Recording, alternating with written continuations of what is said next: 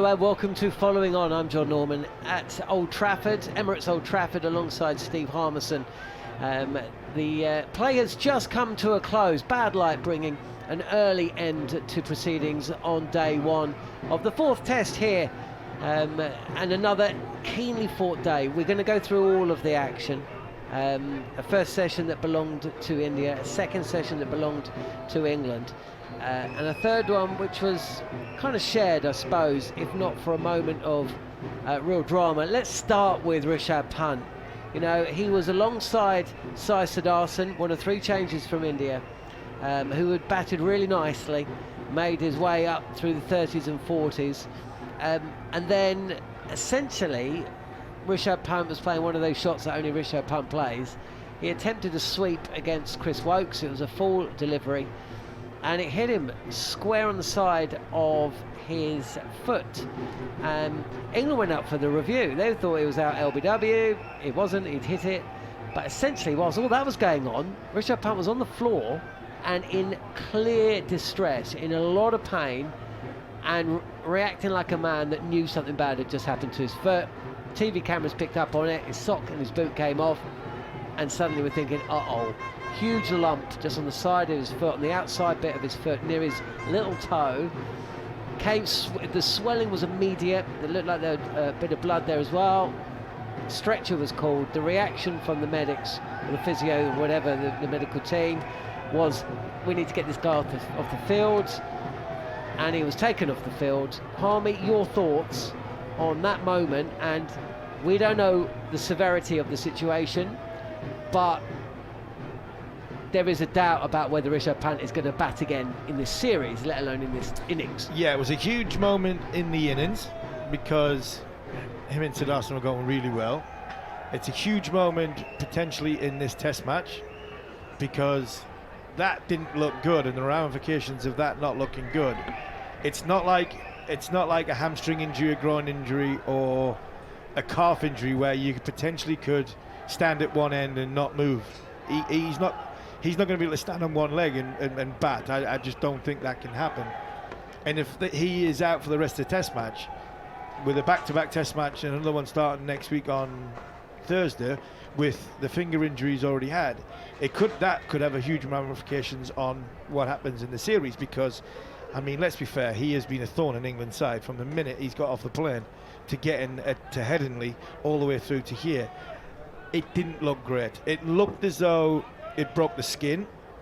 It looked, when I've just seen it again there on the replay, he's wearing the manufacturer he wears and the shoes that he wears, the stripes across the front of it seems to go where actually the ball's hit. So I just wonder if the inner stitching of the shoe has, obviously the impact with the ball, the inside of that has rubbed against it and broke the skin.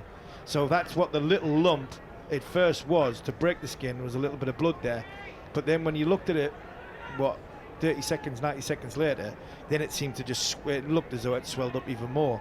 That would suggest that there could be a fracture there, and if he's fractured his foot, then not only is he out of this innings, he's out of this test match, he's out of this series, and that could be the difference. Because England, like I said right at the end there, for me, if it's 264 for 4, and if Rishabh Pant is in, I think it's India's day.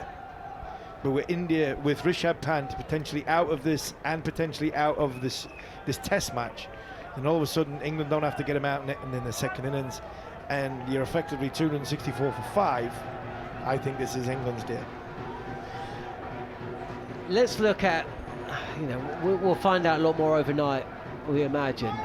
After all of their, the knockiness and the hysteria and the intensity and the drama of the Lord's Test match, we came here today and that wasn't really, that had gone. For now it will no doubt rear its head again, but essentially we had that first session. Can you believe India have lost a toss 14 matches in a row, by the way? That's ridiculous. Ben Stokes won it, decided to bowl first, and we all know the stats about a team never winning a test match here after bowling first, but we also know that a lot has changed in the times that cricket's been played here. But essentially the two teams set about that first session, and it was like much of the rest of the series. It was competitive, it was interesting, it was intense, there's a lot of jeopardy involved, and India did as India have done all the way through. They've batted time, they've taken the shine off the new ball, they've put on a partnership for the first wicket more often than not, and they get to stumps. They haven't scored a lot, 78 without loss, but both sides have gone in, and it was 2 hours of proper Test cricket. On another day, Chris Wokes takes a wicket or two, Jofra Archer as well. Castle wasn't quite on it, but essentially both teams have played well. It was good cricket. I don't 100% agree, and I think you sit at lunchtime and you wonder what's going on. You always do, didn't you, at the break? You wonder what's going on and said in each other's dressing rooms. And I'd imagine England would be saying, lad, I imagine Ben Stokes would have said, lads, we've bowled well there. We've gone all right. The only thing I would say from a critical point of view is we probably haven't adjusted right from the left and right hand combination. So if we're not adjusting well enough for the right and left hand combination, we've got to stop the singles, the easy singles. So we bowled a touch wide at times when readjusting to the new batter. But apart from that, we put the ball in the right area. We've asked questions. We've had a couple drop short. It'll turn. It will turn. And that's what Ben will have been saying at lunchtime. If we keep the standards high that we've got, just sort of smarten it a little bit and refining areas where we possibly been a touch wide and make them play a little bit more. You know what? We'll end up getting 2 wickets in the first 20 minutes, and then all of a sudden we'll get what we deserved. And to be fair, Chris Wokes got what he deserved because he bowled really, really well in that first session.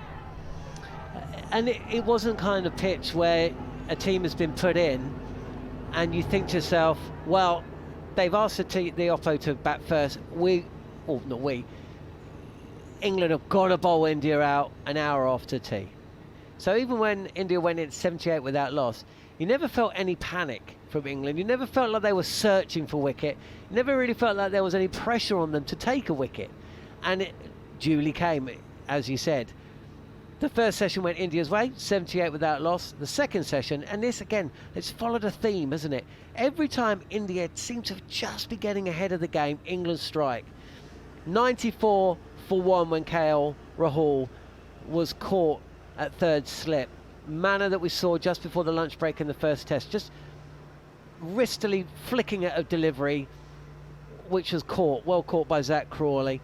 And then Jaiswal caught at first slip, and this in itself was a story. Liam Dawson, after 8 years out, and no doubt thinking his Test career had gone, back in today because of a freak injury to Shoaib Bashir in the third Test match. He's not playing if Shoaib Bashir doesn't break his finger, and he's in, and he takes a wicket with his second over, and you could just tell there was actually, he looked a little bit overcome with the moment when he celebrated. And that's why we love this game. It tells and continues to tell new stories, even with a player that's played the game as long as Liam Dawson has. Yeah, and the thing what I enjoyed about Liam Dawson is he didn't have a warm-up over, he didn't have a nervous over, he didn't put himself under pressure by bowling a couple of half-trackers in the first over, trying to sort of find his line and find his length. At not one point was I worried or thinking that Liam Dawson has got his speed wrong or his length wrong. And sometimes you talk about Shoaib Bashir, and there are different ends of their spectrum when it comes to the education of the game point of view. When I said right before the game, Liam Dawson won't worry India from a skill set point of view. What he'll do is he'll bowl an end, he'll hold an end up that Ben Stokes can rotate, and you can hold an end. And what he did was, that first over was perfect. It was on the money. It was quicker. It was flatter because there's not going to be any turn. So you had to use his angles to get it right. And then in the second over, he dropped a few a little bit shorter than length, still dragging Jaiswal forward. Then he gave him that fuller one to go bang, see if he can hit that half volley. But it was still at a good speed. And then he took the pace off and the ball landed in between. So it was like the fourth ball of the over, where he had bowled 3 or 4 on a good length. Then he bowled that big full sort of wide half volley, which Jaiswal should have put away. and then that one on a sort of a good length where you're not sure whether to come forward or you can play it off the back foot, and that's what got trouble, because the skiddiness of the newer ball, not so much turn, and the outside edge fell to Harry Brook.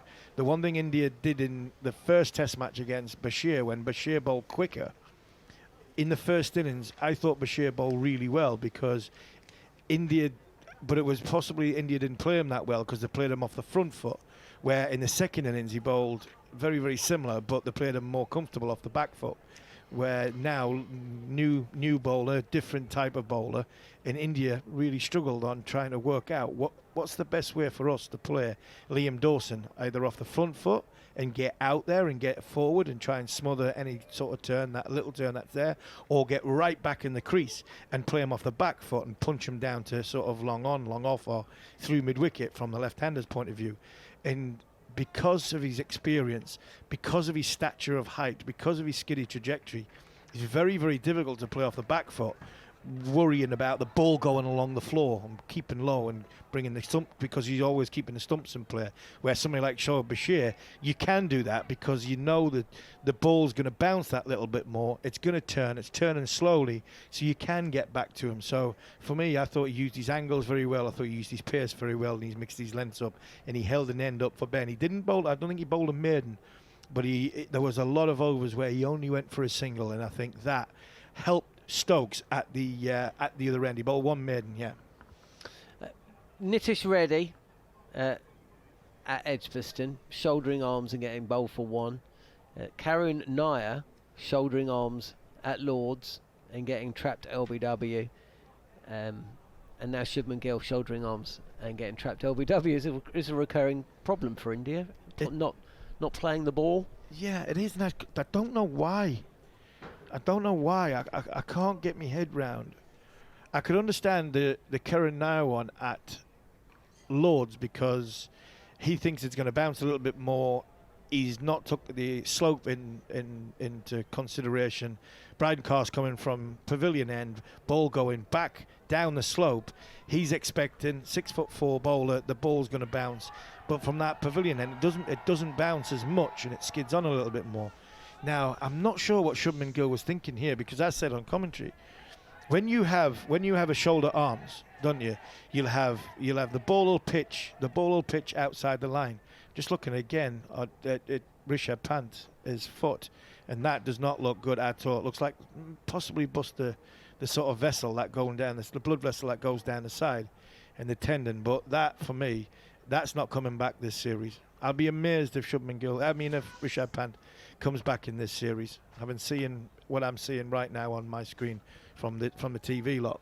But when you talk about the Shubman Gill one, normally, John, you see a shoulder arms where it'll pitch outside off stump. The impact likely it'll be outside off stump, and then it'll go on and hit, or it'll go on and go down leg side, or go over if the umpire was giving it out or not out. But this one pitched in line. This one was impact in line, and this one was hitting the sort of top and middle stump. It was a complete brain fade from Shubman Gill, and we talked about it in the last innings, in the last test match. The pressure that Gill's under, captaincy, and then as a batter, he just seems to have these moments where, whether the pressure's getting to him, I'm not so sure. But there was a little bit of heat on him when he first came in, lost a couple of wickets, and all of a sudden Ben Stokes has bowled if anything, it's straight ball that's going to hit middle and off, and he's left it, and it just defied logic on what he was thinking on. Was it height that he was leaving it on? It looked as though, because of the way he went with his bat, he was leaving it on height. He wasn't leaving it on line. If you leave it on line, you're sort of, as a right-handed batter, your right foot will be outside your sort of left foot, and you'll leave it and everything will go through, so you'll leave it a little bit straight on. When you leave it on height, your whole weight's going towards the ball, and your hands are right, sort of more or less above your head, and that's what happened. So I'm thinking he's left it on height and just got it horribly, horribly wrong, because I didn't think it kept low at all. 94 without loss, suddenly is 140 for 3. It would have been 140 for 4 if Sudharsan, who was one of 3 changes for India, hadn't been dropped by Jamie Smith down the leg side in a manner that he was caught by Jamie Smith in the first test match.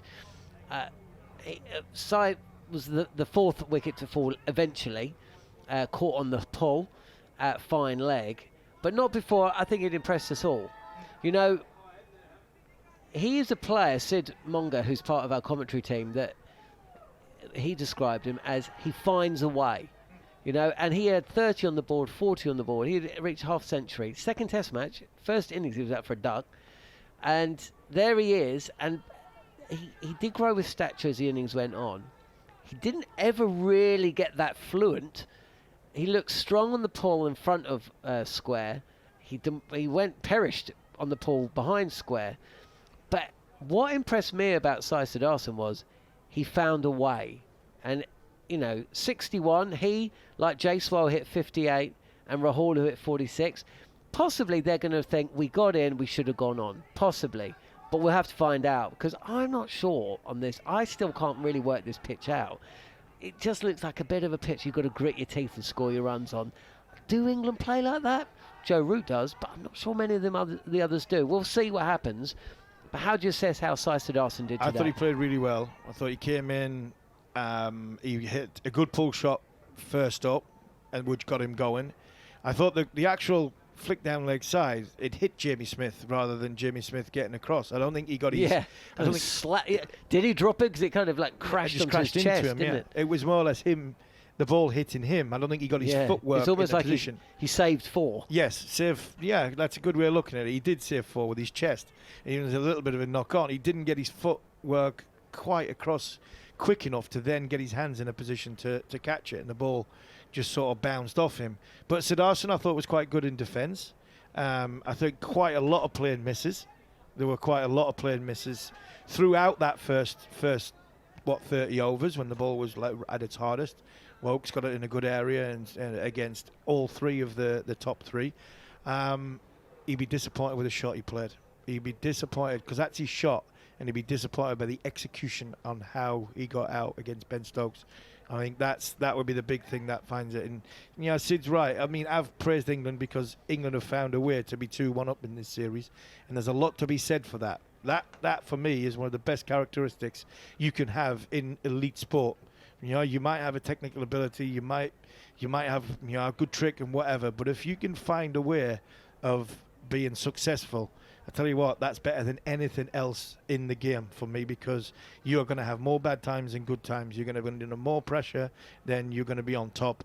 And if you find a way of getting through tough periods like he did, the only thing you'd be disappointed is, I actually found a way myself to 50 here, and I've actually given it away. The remainder of the day was kind of caught up with the conditions here at Old Trafford. It got very dark. Essentially, the second new ball was due, but Ben Stokes knew that if he took it and gave it to his fast men, then play would come to an end. So then we had this period of spin at both ends, but essentially Stokes got to a point where we thought, I've had enough of this. Signal that he wanted to take the new ball, he wanted to bowl fast, and the umpires went off. Not before Shardul Thakur came in ahead of Washington Sundar. We're not sure exactly why that's happened. He was another of the changes from the third test. And Jadeja came in and played another useful innings. So both of those are 19 not out overnight. 264 for 4. The second new ball will be taken immediately we start play on day 2, which we'll be broadcasting to you on the talkSPORT Cricket YouTube channel. In terms of day 2 then, obviously England, with that second new ball, are going to fancy opening up an end. They get rid of one of these 2, and then they'll feel they can control the run rate to a point, and with no punt to come, they're effectively 5 down. They could bowl India out for 340. Let's just say that happens. 330, 340. Yeah, 330. That's still a score, isn't it? Yeah, Do you not is. feel? Yeah, it's an in-game score. I think if you get between 300 and 350 in a Test match, it's an in-game score. I think what England have got to look at. I just wonder to finish off on the Sundar bit. I just wonder if they sent Thakur out with about 6 or 7 overs to go before the second new ball, to see if Shardul Thakur could get them to the new ball and not expose, because if Sundar gets out in that 6 overs, it's a little bit like a night watching before the new ball. If he gets out in that 6 overs, that's the last of the recognised batters gone. Now Sundar's going to come in with a ball and fight against the new ball, as opposed to being out before the new ball come. I just wonder if there was a little tactical element there. Yeah, maybe there was. I actually thought Thakur shaped up pretty well. Yeah, he did. I don't think he was in the toilet. I don't. Sundar, that is. No, Sundar. I don't think he was. I don't think he was caught short. So, but from England's point of view tomorrow, I'm expecting England to come out firing with that second new ball, and if they put the ball in the right area like they did here, they're effectively 5 down. If they knock Jadeja over before the, in the first 15-20 minutes, all of a sudden England might think we can bowl these out for, 310 or under 300. Because if you knock Jadeja over and Sundar over before you get, say, 280, 290, you've got a bloke coming in on debut who hasn't got an average. You've got a bloke on Mohammad Siraj who averages, 4.5, and you've got Jasprit Bumrah who averages 6. You're with a brand new ball in hand, less than 10 overs old, you'd back England to knock them over for 300, 310. That, for me, is a just in the game score. And with, I've said it before, Jofra Archer batting number 11, Ben Stokes bowling first. If England are in a position where India only get 320, England will believe, right, with this batting unit, we can get 400, 450 plus on this. They only have to get 400, and that's the game done. If they get 400, 80 runs behind on this surface with this outfield, with 2-1 down in the series, the pressure that's on, I think that's a big comeback for India. Okay, we'll find out. You'll find out if you follow us on the talkSPORT Cricket YouTube channel. Live coverage, myself, Harmy, Neil Manthorp, Jarek Kimber, Sid Monga will be talking you through day 2, 3, 4 and 5 if it gets there here from Old Trafford. But for now, thanks for joining us on Following On.